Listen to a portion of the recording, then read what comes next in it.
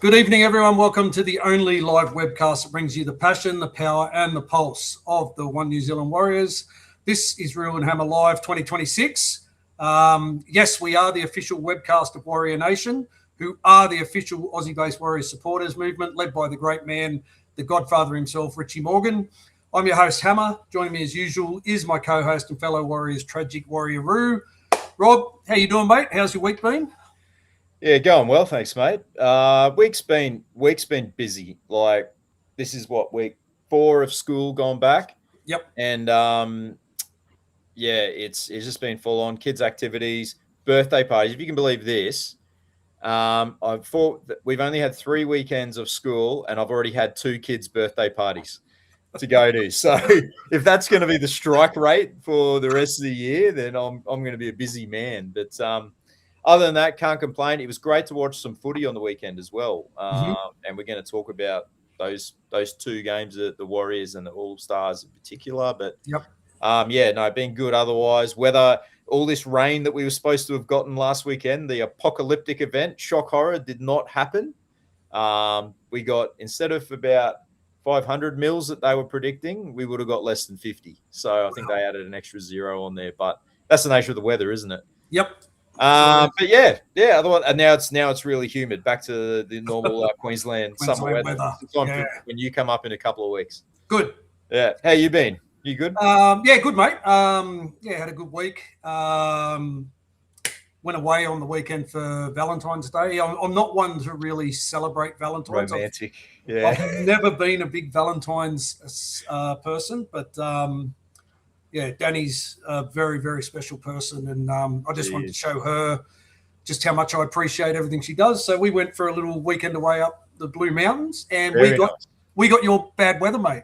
We had that's where it went. Yeah, we had all these ideas planned of bushwalks and hiking and waterfalls, and it was just shit weather. So, I love to pick of the 3 sisters. Yeah, it was awesome, wasn't it?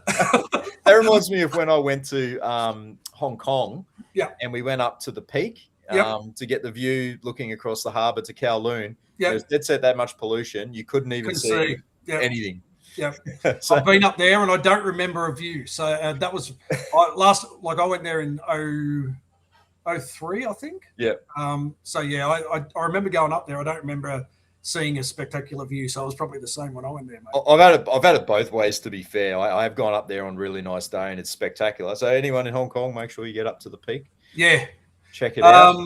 But yeah, mate, had a great weekend away, which means that unfortunately, apart from highlights, I didn't get to watch the Warriors trial. And for people that know me, this is a massive thing because if I put a weekend away ahead of the footy, that means I must really love her. So that's saying something. Yeah, it is. It absolutely. Yeah. Mate, can I just throw to the jersey that is sitting behind you? Yes. That looks like the new jersey that they released yesterday. It certainly is, mate. How did you get one so quick? In Australia, nonetheless. Yeah. Yeah, well, I'd forgotten it was going on sale yesterday, and then my phone was blowing up with people messaging and everything. And I jumped on the Warriors website, the Warriors store. Yep. And it was sitting there. It was a members pre-sale yesterday. So there you go. It pays, if you missed out on the jersey, pays to be a member because you can jump in there and get it for everyone else. So I literally yesterday morning at about 5:30 a.m. Brisbane time, I jumped on there and quickly ordered one. As Tanui is saying, yes, it is the 1997 jersey. Yeah. Well, it's based on the 1997 one-off Super League Clash jersey. So, yeah, I'm as shocked as you are. It arrived about midday today. So that is fast service. So if you're ordering from the Warriors store in Australia, rest assured you're going to get it like the next day. So, yeah, I'll give you a bit of a overview. So it's a really good looking jersey. We've got embroidered logos, which is pretty good, as opposed to like the stamped on ones. And we've got printed NZ Warriors on the sleeve. and on the front as if it was the DB Better font.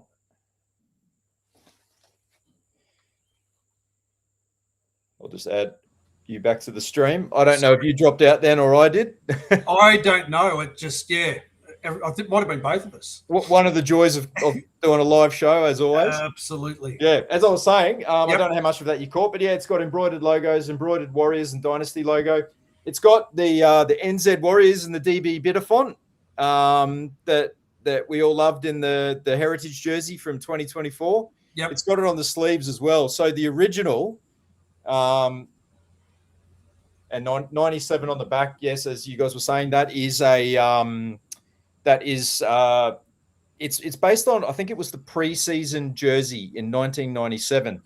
Tell us about why it was worn in that one game in 97. Yeah. Well, funnily enough, we played the Bulldogs at home at what was Ericsson Stadium, and if you guys can remember, the Super League jerseys were all very similar. So a lot of them had that swirling sort of pattern that was designed by Nike, and no one had home or away jerseys. There was just one strip. And a lot of them ended up being quite similar. So we played the Bulldogs on the day, and they also had that swirling sort of V design, but that obviously blue and white, and we were blue, red, and green. So there wasn't a lot of difference between the jerseys. So the NRL, the Super League overlords, or whoever they were back then, adjudicated that there was too much of a clash. So I believe the Warriors had to come up with an alternate jersey to wear, which is really bizarre because we were the home team. So you would have thought that Canterbury would have had to have done it, but no, the Warriors had to come up with this, basically an all blue jersey with red trim, and literally just had DB Better. And then as the Super League days, it had the name across the back and a number. Yep. These are as rare as hen's teeth if you want an original. I know probably two guys that have one. Charlie Russ, of course, has one. He has Hydro Ocassini's. And Luca? Yeah, we saw it in in his collection when we were over there. We did. A couple of years ago. And I believe the Jersey Hunter, NZ Jersey Hunter, Luca, I think he's got one as well. But yeah, you'll never unless you're prepared to pay huge money, I don't think you'll ever come across one on our level. It's more up the elite collectors level. But yeah, because it was only really worn in one game. And unfortunately, we did not win that game. We lost 38 points to 24. 1997 probably wasn't the greatest year for us. So we did end up losing that game. But yeah, it's interesting that Dynasty would choose this jersey as something to remake and reproduce to sell. But it's actually kind of smart, and it shows that they've done their homework, because it's a jersey that everybody wants as an original. So why not remake it and let everyone sort of get, I guess, a piece of it? And it's something unique to Warriors history. So I really love that. And I really love the attention to detail and the attention to our history that Dynasty, the effort that they've been putting in with everything. I like Retro Rugby League did a little thing on it the other day, and he made the point that it's the first Super League jersey that has been bought back by any club. Apart from the Panthers warm-up tee from last year, I think it was, kind of looked a lot like the old Super League jersey. And you could probably say that the little general jersey that we bought out in 2019. Yeah, that was similar. That was based off the Super League design. And so was the warm-up tee for the Dear Warrior stuff last year. Yep. That warm-up tee that we did.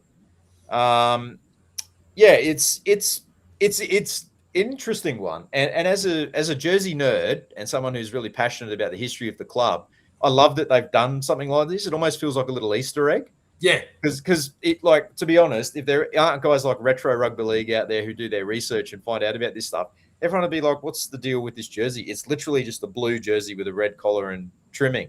Yeah. Red trimming. And it's got the DB Better font all over it. But yeah, I reckon that's kind of cool.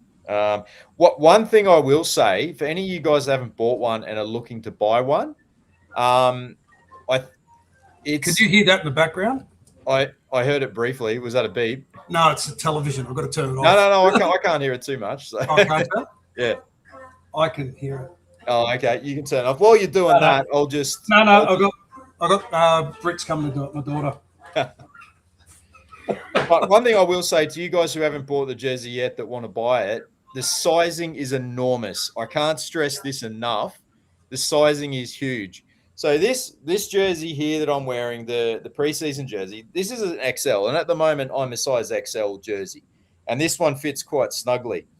I also bought this in an XL, and it is comfortably 2 sizes bigger. It fits more like a 3XL. So unless you guys love really baggy attire, but this is legitimately probably too big for me. So I have ordered a large to compensate. So yeah, this one might end up with you, mate. But, yeah, could do. What are you trying to say? Yeah. if you got more. I'm stockier. You got more go. Yeah, I'm trying to get out of the XLs and back to the Ls and everything, if you know what I mean. Yeah. But yeah, look. Otherwise, it's brilliant. Just take note that it is huge sizing. So I wouldn't say go down 2 sizes, but I would say definitely go down at least 1 size from what you normally get, unless you want to be swimming in it. It's like a throwback to the early 2000s or something, you know, when players used to wear really baggy jerseys. Yeah. And like even back to the 90s and 80s. Well, I grew up playing in those jerseys. Yeah. You needed to fit like chest guard and shoulder pads and everything under there as well. And I can remember when I was playing at North, I can remember like nowadays I think they have different sizes depending on what the positions they're filling. But back in my day, everything was just the same size with the number on the back. So like the halfbacks used to actually tape their jerseys up, in like scrunch it around, tape them up. But yeah, that and the look of that jersey just brings back some of that 90s feel, doesn't it? Yeah, it's got the real open collar. So the collar is like really open. It's really loose fit. Yep. So yeah. So guys, if you are interested in getting one, there are some sizes left on the Warriors store. You can jump on the Dynasty, whatever website and grab one. But it's one that it's going to sell out because it's just for what that retro style is just super popular and like anything that we do that's a throwback is always a hit. So yeah.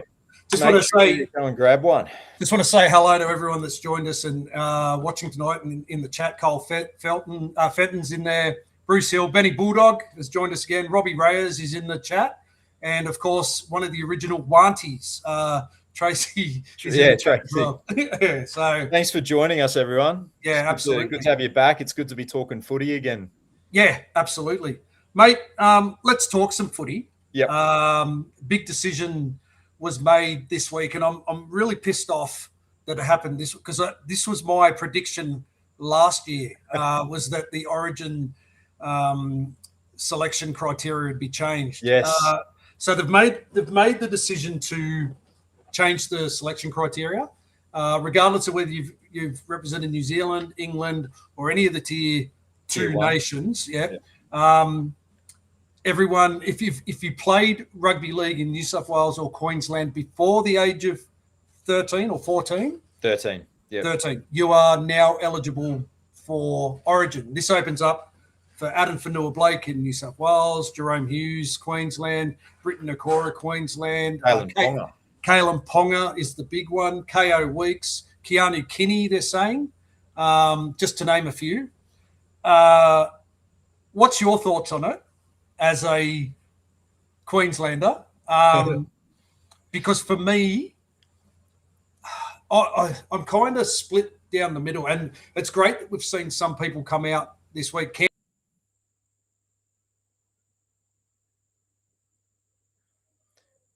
Yeah, we've had a few people come out this week on the podcast that Jerome Hughes and Cam Munster and Ryan Pappenhausen do. Jerome Hughes was actually quite vocal in saying that even if he was eligible, I'll just add Hammer back to the stream. You're back, mate. We were just saying about the podcast, the Cam Munster podcast that had Jerome Hughes on it. Yep. How he came out, and it was quite refreshing for him to come out and sort of say that he just wouldn't have the same passion for the Queensland jersey that he would for Kiwis jersey or Māori jersey or even a Melbourne Storm jersey. And he said that he would essentially just be doing it for a cash grab. And he said so he wouldn't do that. He wouldn't take a jersey away from another Queenslander.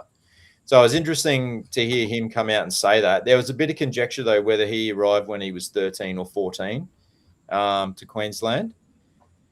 But okay. Yeah, but he was one that was thrown up there. But I think when you look at it, there's not as many players as you might initially think that would be affected by these changes. Like no, there's big name players. There is some big name players.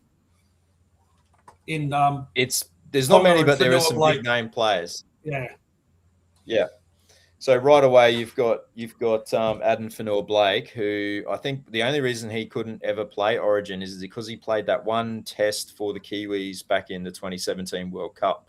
So that made him ineligible because he'd represented a Tier 1 nation. I remember him saying in podcasts that he regrets doing that.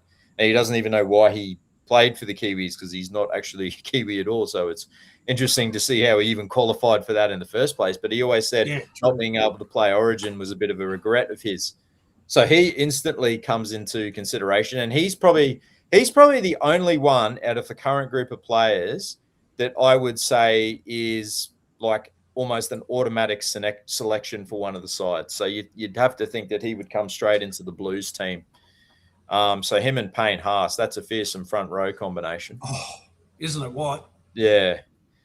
So, and I think the Blues would probably benefit from it a little bit more than Queensland. So they've got guys like Jesse McLean. The other McLean. Casey McLean. Yep.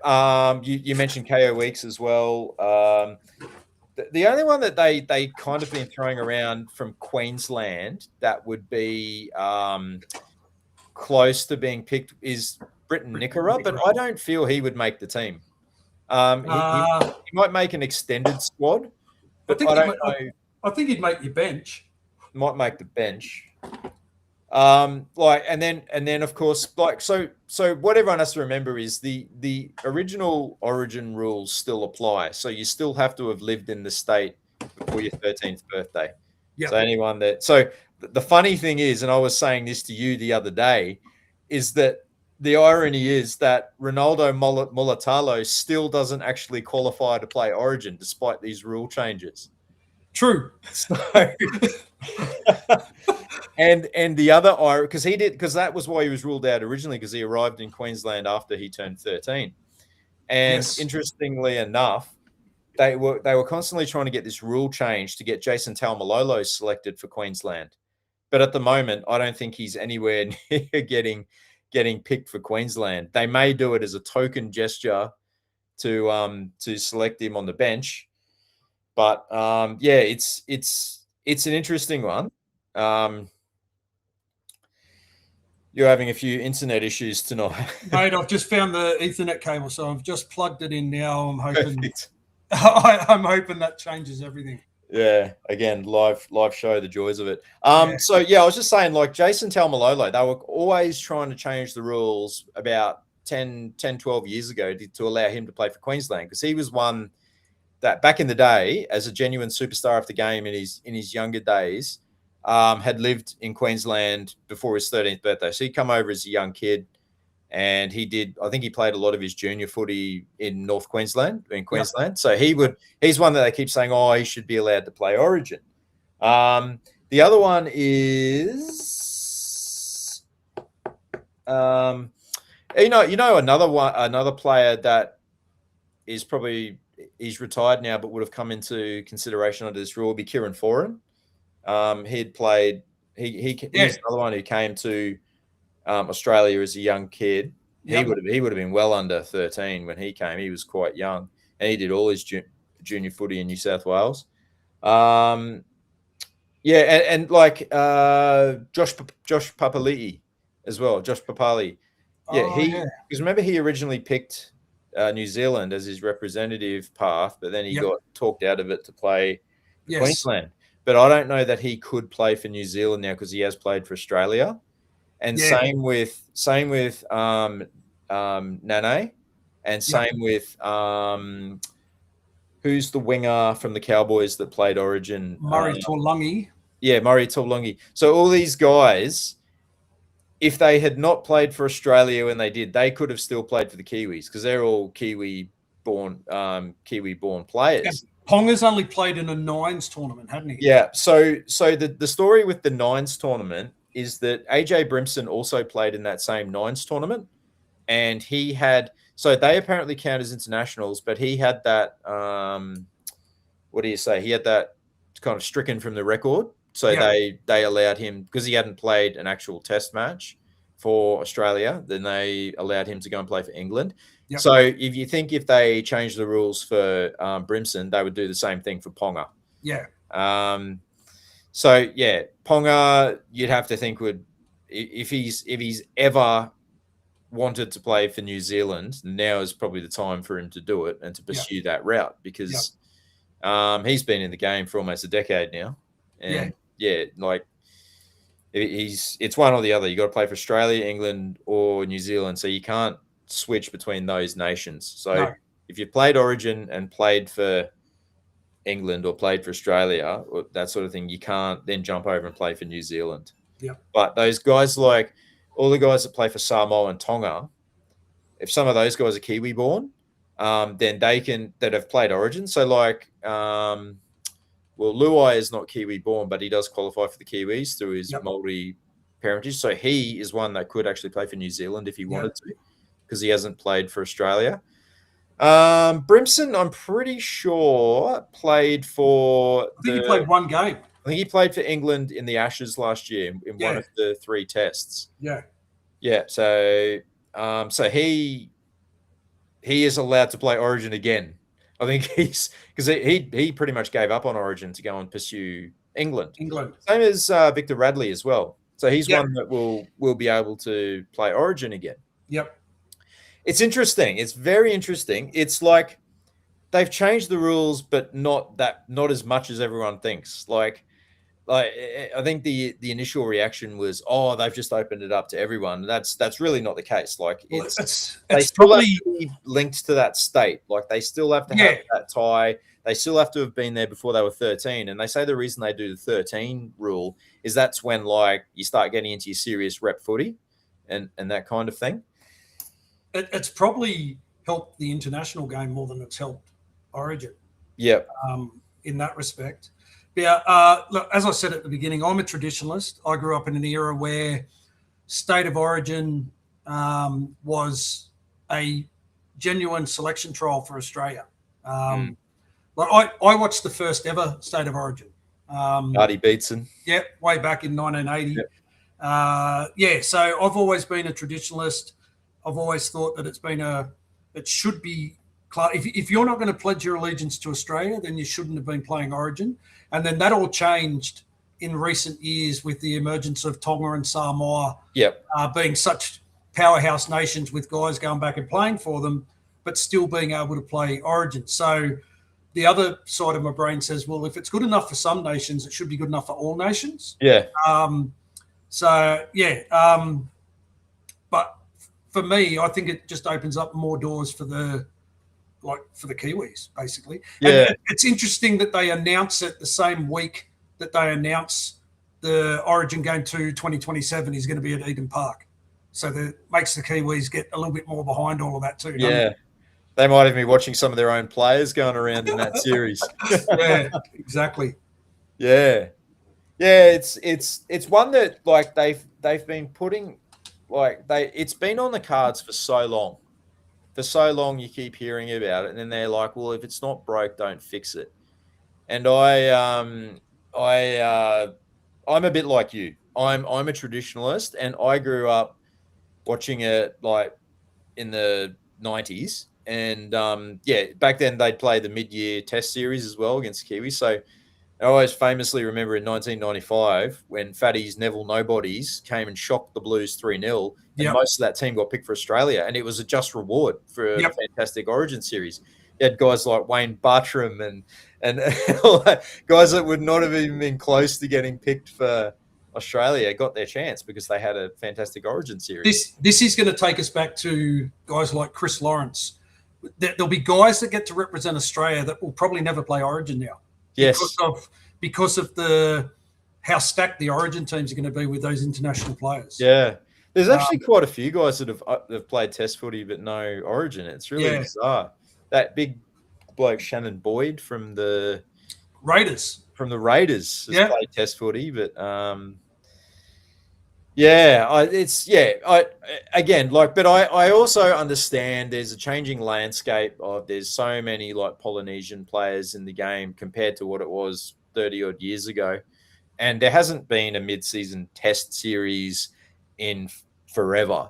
Yeah. So it's kind of a moot point that it's like it's a selection criteria to get picked for Australia, because now it's more like whoever plays well in the final series that has more bearing on who gets picked for the Kangaroos. True.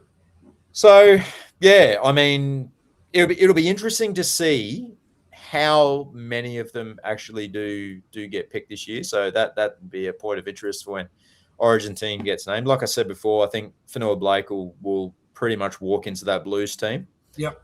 And yeah, look, Nickera perhaps in Queensland, but yeah, I don't know. Like with Jerome Hughes coming out and flatly rejecting it, he won't be there. It'd be interesting to see if other Kiwi players take the same route and say, look, and it was interesting to say he's not a Queenslander, he's not passionate about the state. And that's one thing that I always sort of think about is it's like it's a passion for your state. That's what State of Origin has been built on. Nickera came out today. Yeah. Nickera came out today with a statement saying that New Zealand's always been his first love and that's his home country, but to be able to represent the state where he went to school is going to be exciting for him if he gets picked. Yeah. Yeah. Look, I think he'll be in the mix somewhere at some point in time, maybe this year, next year, whatever. State of Origin, yeah, but it was built on rivalry. It's built on state versus state, mate versus mate. You look at how many times Queensland had the absolute underdog team written off by everyone, but it's just something about putting on that maroon jersey that makes them feel 10 foot tall and bulletproof. And obviously I'm talking from a Queensland point of view here. Yep. But look, I think this is probably the best that they could do with the current landscape of the game and to try and be fair to everyone as well. Because let's be honest, these guys if they've lived in Queensland before their 13th birthday or New South Wales before their 13th birthday, they have pretty much grown up in the state. Yeah, of course. They played most of their senior football. So that's fine. Just as long as it doesn't suddenly turn into a glorified all-star game where they just let anyone come in and play, then at least they maintain some sort of integrity between the states. Then I suppose I can live with it. Will Sonny Bill come out of retirement now? Like he was always one that's And again, we go back to what we've spoken about before. Like, do these guys really want to play because they're passionate about the state? Do they really want to play because it's just the prestige of playing in that game? Or do they really want to play just for a cash grab? That's the three options, really. Yeah. I thought it was quite disrespectful to Tom Dearden, though, when the talk came out and then all these, experts were talking about a Munster, Jerome Hughes Origin combination. And I thought, well, Tom Dearden's the... Yeah, like he's the Wally Lewis medalist. Yeah. Like he's a fair player and basically won game 3 off his own back. So just a comment here. There has been a couple of Kiwis that have played Origin. So Tony Carroll exploited a loophole in 2000. So apparently back then... If you played a World Cup... Yeah, World Cup games didn't count as full-blooded test matches. Correct. This is back then. They do now. So... anyone correct me if I'm wrong. Will Evans would definitely know the answer to this. But so he played for New Zealand in the 2000 World Cup, and I think they just let anyone play for anyone in that tournament because they wanted to have a decent tournament. And he played for New Zealand, scored a try in the final against Australia, and then a few years later he was playing for Australia. Yes. He'd played for Queensland before he played for New Zealand. There's Craig Smith.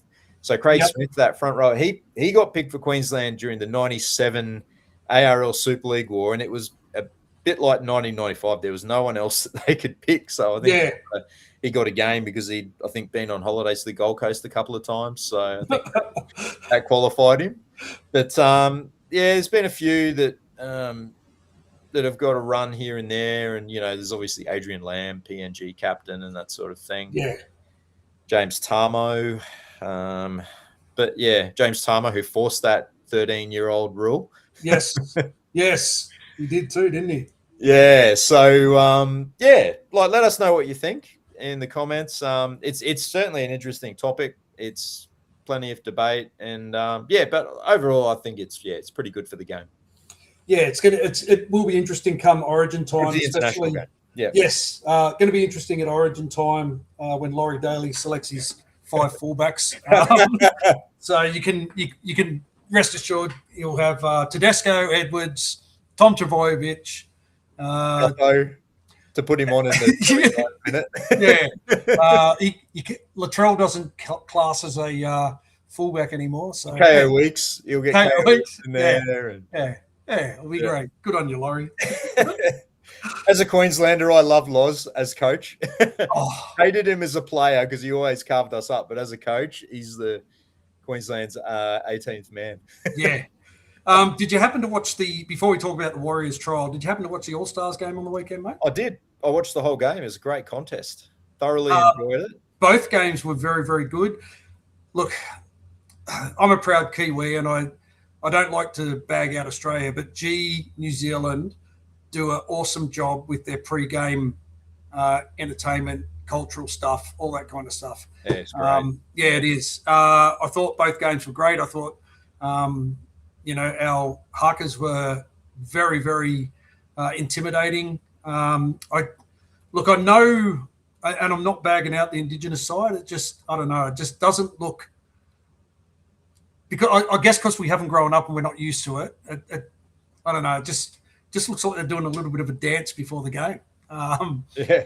So, but yeah, it was a great contest. Unfortunately for us, we had one of our players break his leg in that game, so he's going to be out for a while. But I think we had seven Warriors in that men's game, and I think there was 6 Warriors in the women's game. Which is quite good. Oh yeah, Brad Thorne. Yeah, he never played. He never played for Kiwis though. He played All Blacks. Played for the All Blacks. So he was a Kiwi in one sport, an Aussie in another. Yeah. Sorry, I'll just quickly answer Benny Bulldog's question. We are speaking about proud Indigenous players. Greg Inglis wanted to know Queenslander, mate. It was never in doubt. He's a banana bender through and through. No, mate, he's from Bowraville or something. Yeah, let me just say, the last couple of times I've gone up to Queensland, we've driven through Bowraville, and it's at least 7 hours from the Queensland border. So I still don't know how he actually qualified to play for Queensland, but as a Queenslander, I'm just grateful that he did because he was an absolute beast for us in Origin. But he certainly wasn't a Queenslander. I don't know how Matt Rogers qualified for Queensland either. When Steve Rogers was the New South Welshman, and as far as I knew, he always lived down here. So I don't know. He played. So Matt Rogers, he moved to the Gold Coast in his early teens. He went to Southport High School or something. Okay. That's how he qualified. And he said I remember when he got picked back in the day. I'm like, Matt Rogers is a Queenslander.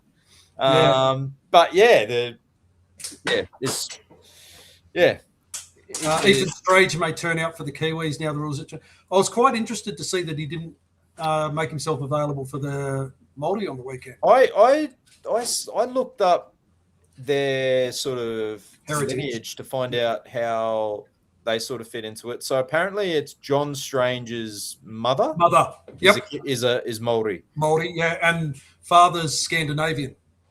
Yes, yeah, they've definitely got that Scandinavian look about them as well. Because I watched an interview with Jasmine the other day, and she was kind of saying how it is. But interesting with him. Of course.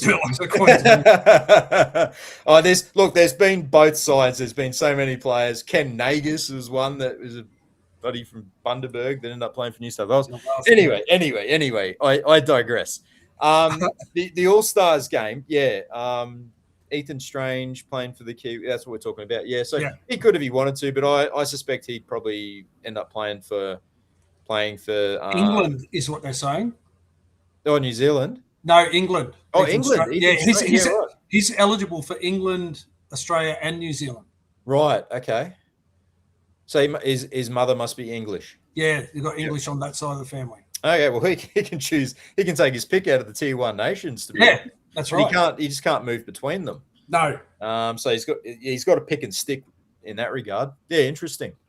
But yeah, just going back to like the All-Star game, like I love it as like a neutral, being neither Indigenous or Māori. Yeah. I just love the cultural display. Always have done. I loved the Indigenous war cry as well. That was fantastic. It's always a great show of camaraderie between the two when they Absolutely. Sort of embrace afterwards. It's always great to see. The game's always played in good spirit, but it's hard and it's Origin like in its intensity.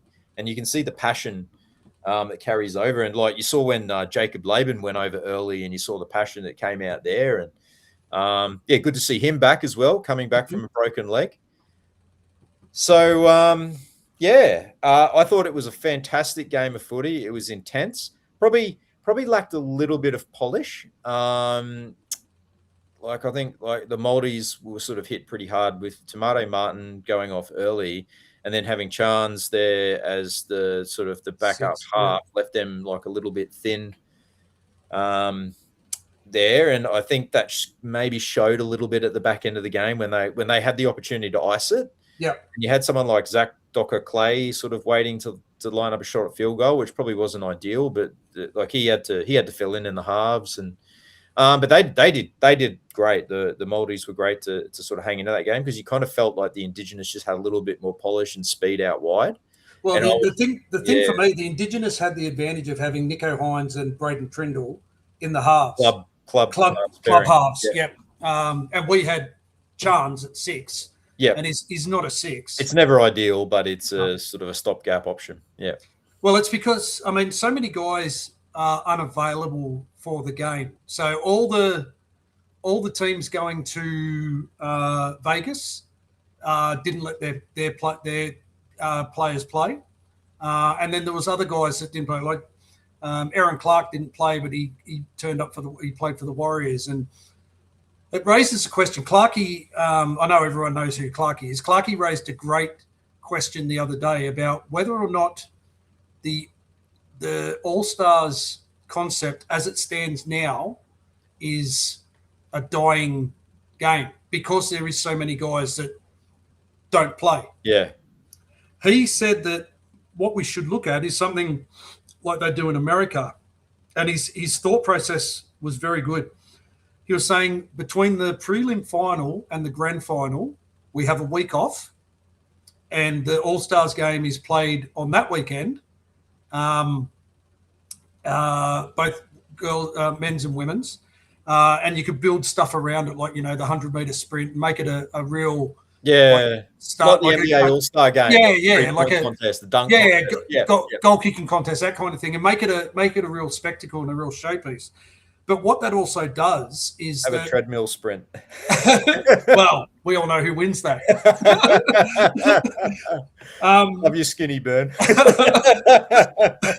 Does Scott Sattler have to chase the treadmill? Is that part of it? He'd probably still mow him down. But what Clarkey spoke about was having that week off between the prelim and the grand final, and having that All-Stars weekend then. Can you imagine in the way the game is played now, if someone cops a Category 1 head knock in a prelim final and they end up having to miss the grand final because of that 11-day stand down, it kind of eliminates that from the equation, and it enables everyone, who should play can play.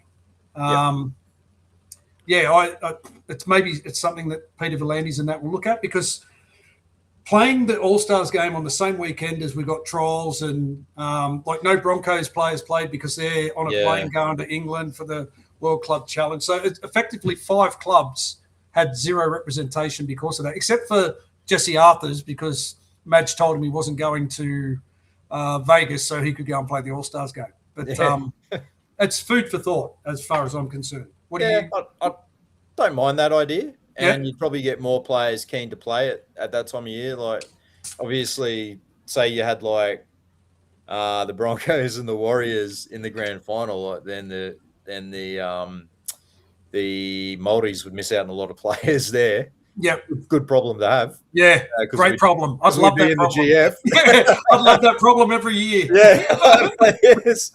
yes, touche. Cheers, Benny. Good to have you along as always. Big fans of Jerome Rowe Party as well. Hope to get him on for a chat sometime. So we'll let you know when we get hold of him. What he's asked, who are both of your favourite Dogs players of all time? Steve Price. Okay.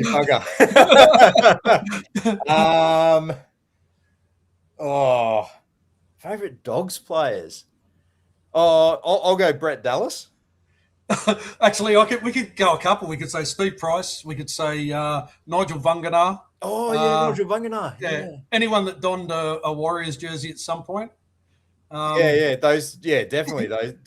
Definitely Steve Price, though. It has to be him. He's a legend of both clubs. Yeah. In the days that I grew up, obviously, I'm showing my age. My first ever game of footy was Bulldogs versus Western Suburbs at Belmore Sports Ground. Sat on the hill with my dad, 1978. I was 8 years old. My dad used to work with Chris Anderson's brother, so we got free tickets to Bulldogs games. So I grew up a Bears supporter, but I don't think I ever saw the Bears play until maybe 1980. Right. It was always Bulldogs games because it was free tickets. But back in those days, I loved watching George Paponis play and Steve Mortimer.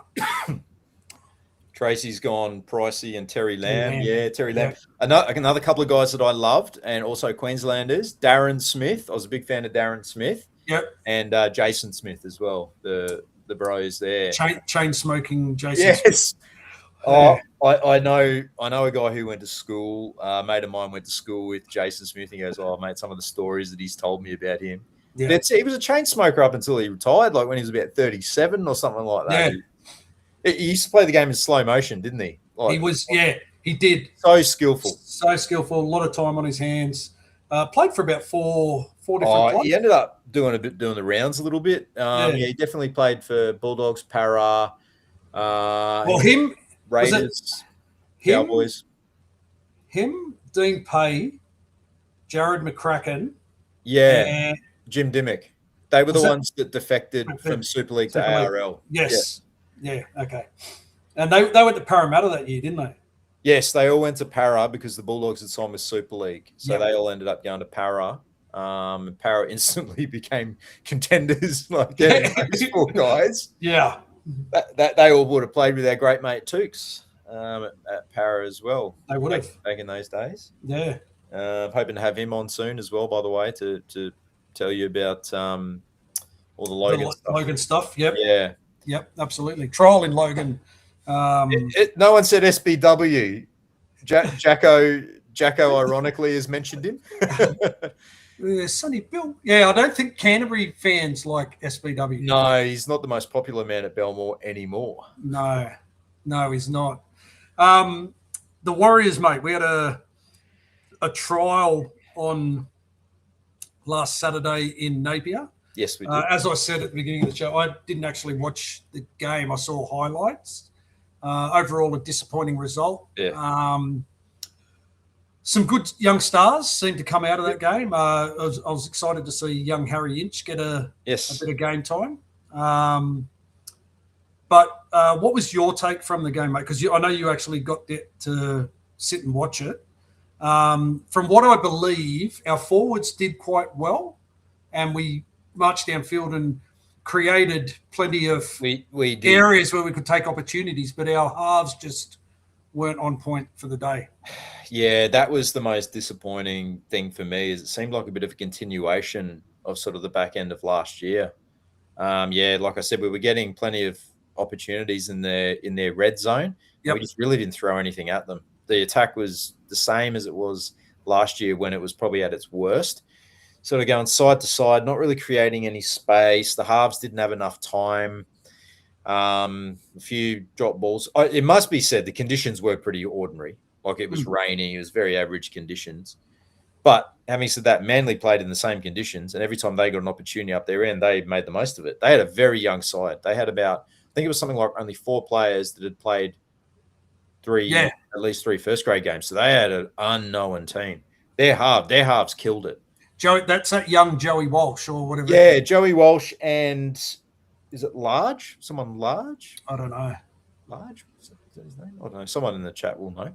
But yeah, they really showed us, gave us a bit of a lesson in playing wet weather football, and they had really good cohesion amongst their halves. They looked dangerous. Their backs looked fast, and they really put us under a lot of pressure. We got 2 tries in the first half, but they were literally from drop bombs. So you can't put that down to any sort of real creativity. Literally, the winger bounced off his chest, Ali picks it up and scores, and that happened twice.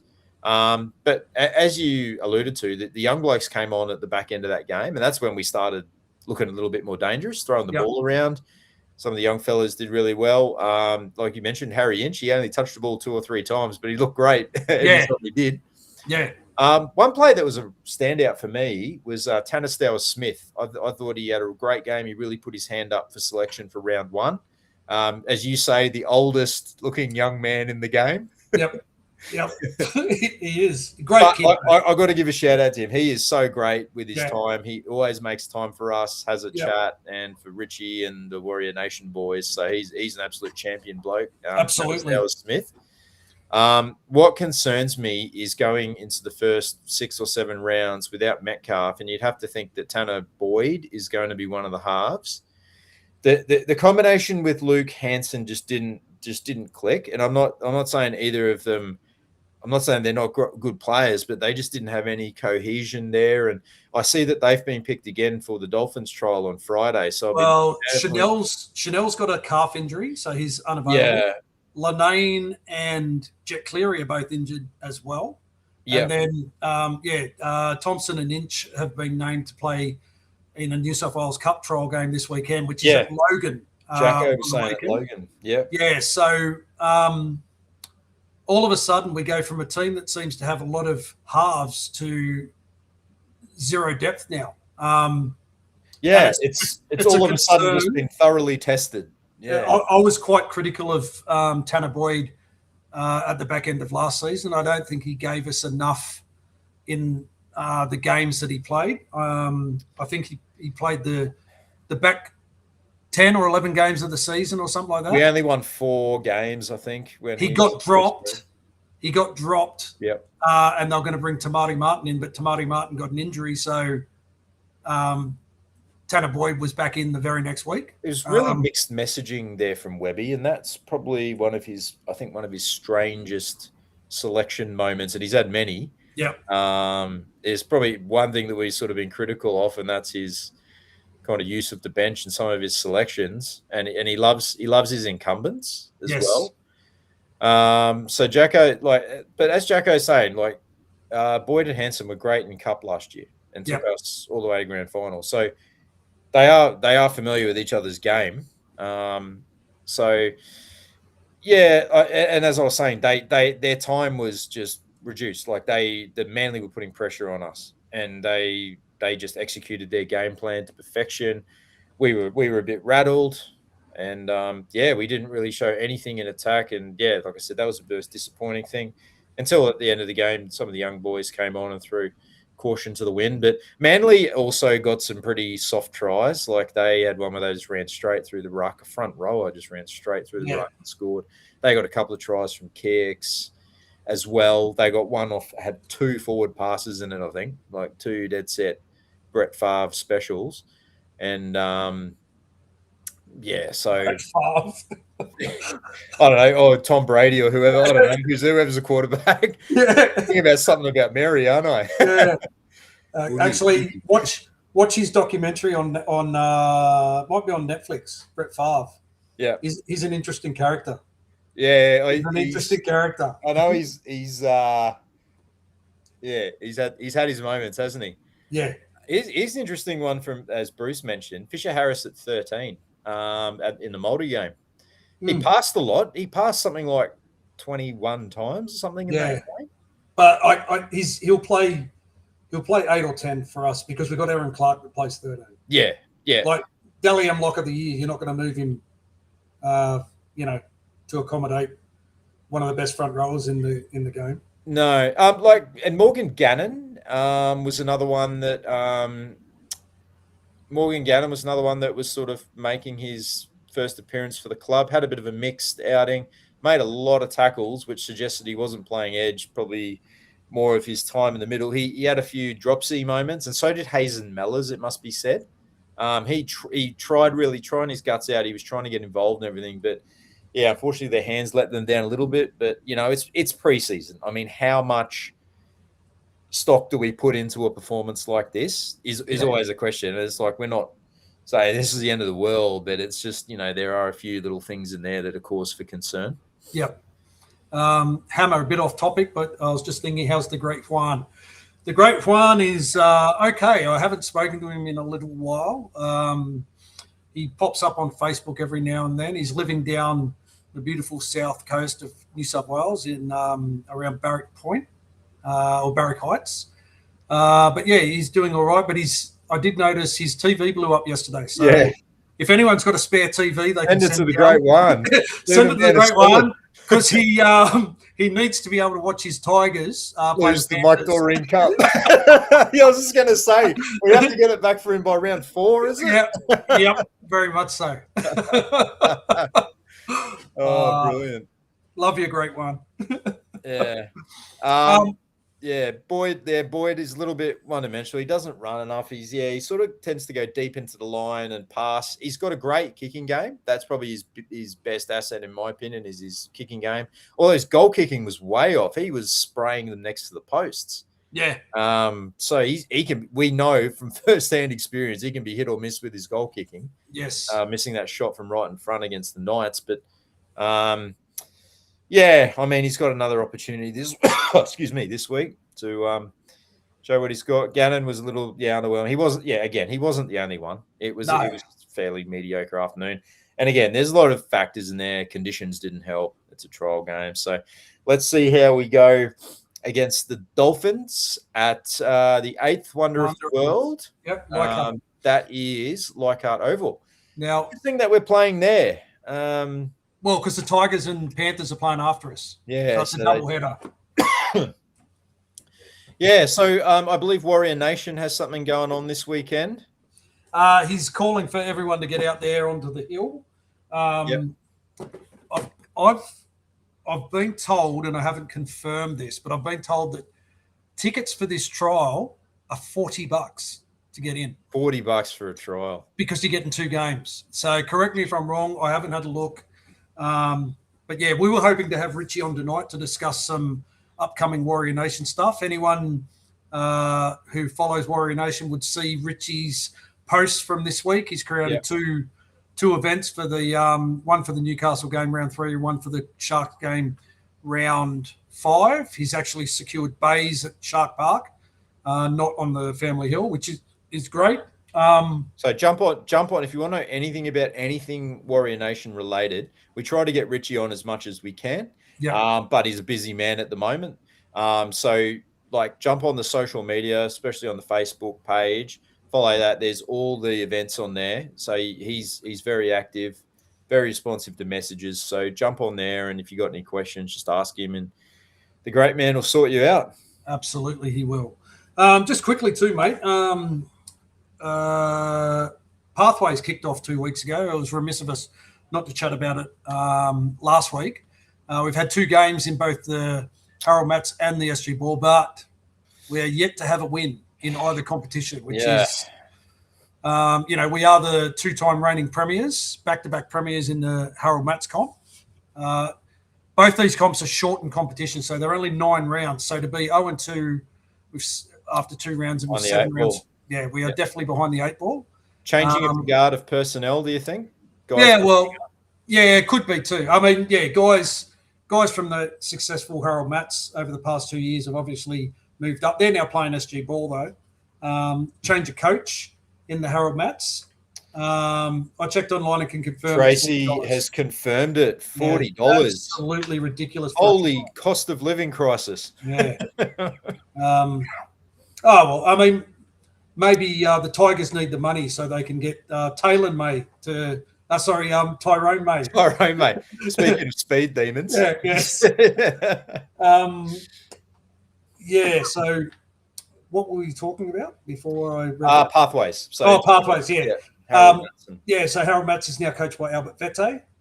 He's taken over this year, ex-Warrior player, and TJ Ashford, who's had so much success with the pathways, he's actually moved up now. I think he's coaching our Jersey Flegg side. So, and they obviously start their season the same week as the NRL season kicks off. So, yeah, going to be interesting. Get behind the Pathways boys if you can. I don't know. I think they're back at home again this week. Could be. I have a look, mate. You talk amongst yourselves. Talk amongst yourselves, people. Yeah, I think everyone's just really excited to watch some footy. So I think we'll get a pretty big crowd out there at Leichhardt Oval. Yeah, I believe it's a great place to watch footy. I've never been there. I know you have. Well, mate, let's try and change that this year. Don't we play them? Or we play them in Campbelltown. Oh, you haven't been there either. Yeah, I haven't been there either. Yeah, as we know, we're trying to get to every stadium in Australia. So you've been to way more than I have, but there's still quite a few in Sydney. I played it a lot too. Yeah, that's right. So, yeah. Have a steak and cheese pie on me. Cheers, Bruce. I actually tried for the first time a steak and cheese when I was in NZ recently. I recorded a bit of footage of it, doing a bit of pie tasting, comparing the Aussies and the Kiwi pies. And let me go to Otara, where we went. No, it was Lunch Bar 888 or something like that in Auckland. Apparently it's Papakura might have been. Apparently they've got award-winning pies there, and funnily enough, we did go in there, and it was Filipinos working in there. But they said they didn't bake them because obviously my extended family is Filipino, so they went straight in there and just chatting away in Tagalog. I said, I'll come here for the Kiwi pie experience. They said, no, we didn't bake them. I do like a good pie. I love a pie as well. And look, this might be a controversial statement, but I don't think the pie war is as one-sided as you Kiwis think. I'll just say that. You haven't eaten at the right pie spot. We're going to lose half our followers now. I'll tell you where I went last time I was up in Queensland, mate. I went to Yatla Pies. You went Yatla? You know, I've never done it. I've never done Yatla Pies. I've lived up here pretty much my whole life. And went to Yatla Pies. And I must say, underwhelming. Really? Yeah, underwhelming. Yeah, okay. Well, it's got such a big name. It's like Robertson Pies. For those in New South Wales know Robertson Pie Shop. Robertson Pies, it's one of those places that everyone goes to. Again,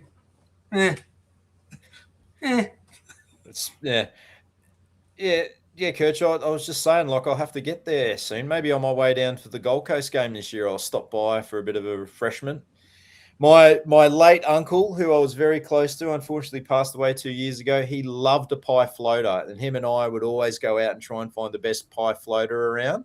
Yep. So I always have one in honor of him. Have you had Harry's Cafe to Wheels? Yes, I have. I have been there. That was decent. So I had the pie floater with the mushy peas, the mashed potato, and the gravy on top. Yep. But a traditional pie floater is just pie with peas and tomato sauce. So the mushy peas, and it's. Who had the dud pie, Tracy? Was it me at Yatla Pies? Is that what you're saying? Or maybe, yeah. Yeah, I don't know. I'll have to get there. It's okay. So what you can do is you can actually drive down there because it's just off the freeway. Yeah, as soon as you get off the turnoff, it's right there with the big pie. It's probably about 40 odd minutes away from me. Yeah, 45 minutes. You're driving down to the Meriton to see me on the Friday to watch the game. Mate, all right, I'll have to get some then. Yeah. We'll get some pies. The pies in Yatla are way better. Yeah. Sorry, guys, I'm only joking. You know that. Yes. How did we get onto pies? Yeah, you were talking about you had some in New Zealand, and I asked. We went to Otara and had some. Yeah, that's right. We went to that bakery where they were painting. Remember, they were painting it as they were. It was quite funny because Rob and Danny were the whitest people in the whole area, and they both thought they were going to get mugged. Danny didn't feel safe yes, at all, we did did. she? It She was a did good not feel experience, safe. though. I thoroughly enjoyed it. So my sister-in-law and brother-in-law live in Flatbush, so that's Yep. where I stay whenever I go to Auckland, which is not too far away from Otara. So we're always in that neck of the woods. But yeah, one thing I noticed being back there is there's also a lot of really nice areas around South Auckland that they've done up, sort of like Chinese owned and operated areas. There's a place called Ormiston, which I always find funny because that's where I grew up, in Ormiston, which is the next suburb over. But yeah, it was an experience. Like, yeah, something that we had to do. Jacko, Otara Prize. Great Otara. lads. We are. Well, you got to experience it when you go back home. Yeah. So I'm just winding you guys up. Look, I thoroughly enjoyed the pies in New Zealand. I had a power pie, and that's unusual for me because I hate seafood. Like, I never eat seafood. Not allergic or anything. I just don't like it.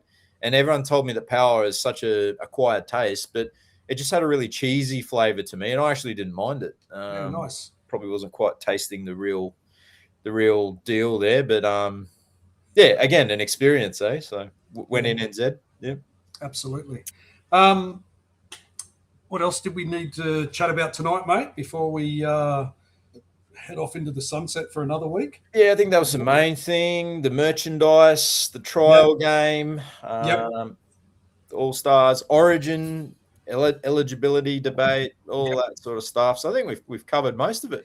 We have. It had it all. Episode of Ruin Hammer has it all. Technical issues, banter, going off topic, pie chat, whatever you like. Everyone's into the pie now. Patrick's pies are the best. Where's Patrick's pies? Patrick's pies, is that in NZ? Yeah, is that an NZ or a Aussie thing? Flatbush is Otarian. Flatbush is Otara. Okay. Fisherman's daughter in Logan, Brizzy have the best pies. Okay. Really? Fisherman's daughter in Logan. Okay. Well, okay, so all you guys who live over here in Queensland, where is the best NZ pies that I can get in Southeast Queensland? And if anyone knows, let me know. Yeah. Or mention it, because I do love a pie, as you can probably tell. One time I was up there, I went looking for a pie shop, because in Sydney, there's pie shops everywhere. Like the bakeries specialise in pies and so. And I don't mean the Vietnamese bakeries that make it with dog food and gravy. I mean, like, there's proper pie shops around in Sydney, and I couldn't find one. And I drove from, it was when my daughter had her house in Upper Coomera, and I drove from Upper Coomera to Kirra Beach to find a place that sold a pie. Oh wow, that's like a good 30-40 minute drive. Yeah, Kirra Beach Kirra's down near the border. Because I'm not a big fan of those, like, pie face and those kind of mass produced kind of pie. The best pies I've ever had are at, like, little pie shops. There's one at Otford that we go to in the national park. Beautiful pies. Smoked fish or power pies. Local New Zealand, Tauranga. Okay. Yeah. Oh well, next time I'm back, I'll head out to Tauranga. You guys are copying Brad's format going. Yeah. as my dad used to say, we're like a Brendan Julian all over the place. What keeps it interesting? You never know what you're going to get. Go on, you guys love the pie chat. You're going out for more pie related chat. Absolutely. I'm just lighting the fuse, saying, I'm gonna bring it back to football now, mate. Okay. Or rugby league, not football, rugby league. The Tamari Martin injury. Obviously, last year he was Webby's first choice 14 for the whole season. Now out till, I think, round 10 or something, they're saying. Does this open the door for Sam Healy to cement that 14 jersey? Yeah, look, I would think so. He's definitely going to be in that game day 19. He's got to be. He's got to be. Yeah. The only thing is, like, he's more of like a hooker, maybe middle forward at a little bit of a stretch. I think when he came on last year, a couple of times he played middle forward, but I think in an interview he said he hadn't actually played a lot of middle forward. Yeah. So he's always primarily been a hooker. And then the beauty of having Tomato Martin there is utility, is he can fill fullback in the halves, maybe centre if he had to as well. And that's why I think Chanel would probably end up being a really great 14 for us once we get our first choice halves back. But I think Webby will go with Healy. The other guy that might come into consideration is Tane, although Tane, he could probably play dummy half if he had to. We know he's got a good skill set. He's a creative player. He's got a good passing game, good running game. Well, I think carrying that 19-man bench, I think Tane's going to be named in that 19 every week. He'll be our outside back replacement because he can play fullback, he can play wing. If we get a set, like if it's Pompey that gets injured, you can move Chance into the centres and put Tane. You do that. Chance being the bigger body would be more capable at centre, and Tane could. Yeah, Tane's skill set would be more transferable to the halves, and he has played a lot of 5'8" growing up as well. Yeah. But I think it's going to be Healy. I love what he brings. I love his body shape and his body type, and I love his running game. It's just really dangerous. I love his energy. Yeah. It's like Jacko saying, Tane, both those guys will definitely be in the 19. They have to be because of we just need that utility value. And so what are we thinking? So round one halves combo, are we all thinking it's going to be Chanel and Tanner Boyd? If Chanel's calf injury clears up, I think he gets the nod. If he's still under an injury cloud, then there's a good chance that we'll see Hansen with Tanner Boyd. He's got the 2 trial games, so Webby's sort of showing his hand a little bit here, isn't he? If he doesn't have the option of Linane, apparently Linane has really impressed in the off season, but he is injury prone. He's had something like 3 ACLs in his time, and then Jet Cleary, they're saying is probably at least a year off, sort of coming in at regular first grade berth, but you never know what the injuries. All is going to be like midway through the season, and if there's any delay in Metcalf coming back and we're really struggling, we might just have to try something. Absolutely. I think it'll be Boyd Hansen round one. I think if they get through this game on the weekend, I think it's Pompey and Ali Lautella in the centres. Ali is another guy that had a pretty good game. And I'm not just saying that because he scored 2 tries, but otherwise he's just a presence, and that's what I like about it. He's a big man. He's still so young. He's turned into a bit of a 40-20 actually. He's looking a bit old, like he's aged 5 years in the last year or something like that. But I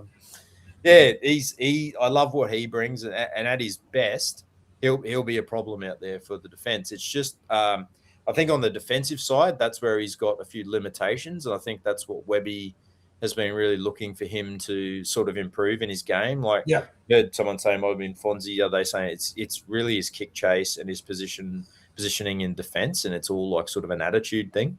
Did Dallin and AKP mark up against each other last week? On opposite sides of the field. They were opposites, I think. Who stood out more? Yeah, look, Dallin probably stood out more, but Khan Pereira couldn't really get into the game. Yeah, okay. So it wasn't really a great sample size for him. Dallin did okay. And I still think that Webby is going to go with Dallin and Rog as his initial wing combo. Because as we said, we know Webby loves an incumbent. Yes. And he loves to reward the guys that have done the job in the past. But you'd have to think Dallin is kind of getting towards the end of his, towards the end of his chances, I suppose, because he had a very quiet year last year, injury interrupted. So, but as I said in my predictions, I honestly think that having Khan Pereira there breathing down his neck might actually bring out the best in him. Dallin. So, yeah. Oh, well, interesting. Any last-minute housekeeping to go through, mate, before we head off for the evening? Yeah, absolutely, mate. Now, I have to always make mention of our great mate, Warrior 134, Vital Man, Michael Witt. Make sure you check out Vital Man. I just did an order myself, and I've got myself one of the fantastic Vital Shakes. Mate, this is the best tasting meal replacement shake out there. Way better than the man shake. Way better than anything else. He's got chocolate and vanilla flavor. It's great as a meal replacement if you're trying to drop a few kgs like I am, or even if you just need a great quick protein hit after your workout. It's good for everyone. Anyone can take it. It's all Australian made, all legit ingredients. And yeah, you'll be supporting a Warriors legend as well in the process. So even better. And make sure that you guys use the code RU and Hammer as it appears on the screen there, and you'll get 20% off your order. So thanks to Witty for that generous offer for our listeners. And yeah, make sure you check out Vital Man, Take the Lead. Mate, thank you as always to our Patreon supporters. Your support means a lot to us. If you would like to support us, what we do here in Ruin Hammer, then you can jump on Patreon, and for as little as $3 a month, you can support us and all the costs that are involved with bringing you this product through our Restream licenses and through all our other licenses costs that are involved. So we really appreciate all you guys that have been loyal from the very start and have continued to support us. It really does go a long way. Yeah, so I shout out to you guys, particularly to our gold Patreons. If you want to become a platinum or a gold Patreon member, you're entitled to some of our merchandise as well. Yep. Speaking of merchandise, jump onto our Ruin Hammer Redbubble store. I believe they've still got 25% off at the moment. So jump in there, you can get any of our shirts. I believe the 25% offer is still on. Go in there, check it out. We've got designs honoring players past, present. We've got shirts honoring great moments in Warriors history. You want to get some unique Ruin Hammer merchandise, that's the place to go. Go and check it out. And again, a small portion of your sale comes back and it goes straight back into the show. So we thank you guys who have bought shirts in the past, and we love seeing them at games, seeing you guys repping them. So yeah, jump on there and grab yourself some merchandise. Absolutely. And as always, yeah, make sure you jump on our YouTube channel so you don't miss any of our game day vlogs. They're going to be starting again. We know we thank you guys for making those such a success last year.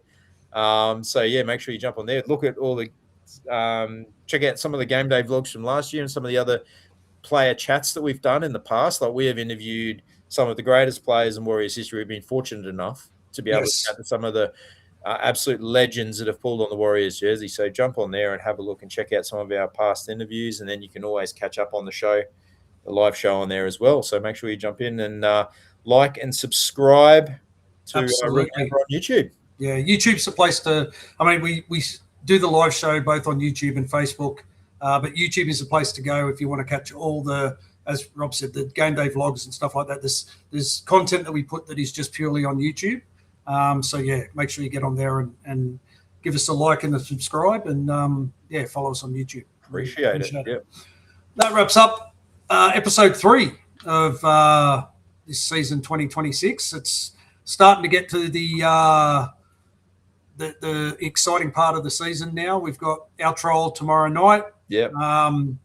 In Leichhardt, then we have a week off, and then it's yeah, up round 1 kicks off. Round 1 against the Roosters at home. Yeah. So you'll be up in Queensland. We'll be doing that. We'll be doing our round 1 thing as always. So absolutely. Yeah, looking forward to that. And I think the World Club Challenge is on tomorrow morning. I think it's 6:30 my time, so it might be 5:30 your time. Right. Oh, okay. It's on. Broncos are playing Leeds? Yeah, no. Whoever. Wigan? No, it's not. It's Warrington. Yeah. Yeah. So yeah. Anyway, we'll be back next Thursday night at the same time, 6:30 Queensland time, 7:30 Australian time, 9:30 New Zealand time, where we can chat all things rugby league and Warriors again. Thanks for joining us. See you all next week. Up the Waz. Take care, guys. Up the Waz.